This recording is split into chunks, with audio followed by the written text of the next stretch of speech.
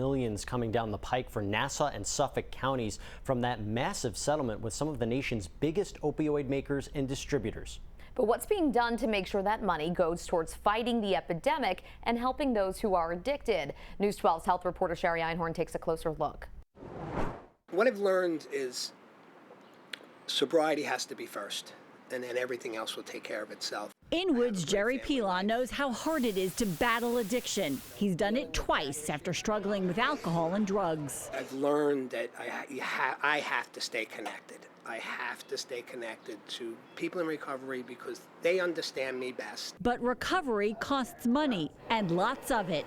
He and others are now closely watching the opioid lawsuit as well as the settlements now happening with some big drug makers and pharmacy chains.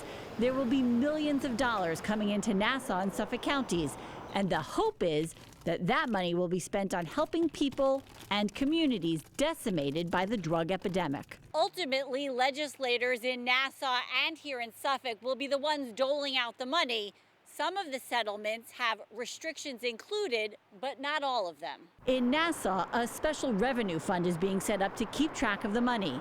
Suffolk's presiding officer told me today there's no plan yet to do that here, but myself, my colleagues have all made a commitment that we want to see these dollars going back into the problem and making sure that we're addressing the problem. And so we are going to be ensuring that as we go through our budget process that we do that. In the meantime, advocates say they'll keep pushing to ensure that the money goes where it needs to. That means better prevention in schools for young people. It means better access to treatment on demand so that people aren't on waiting lists.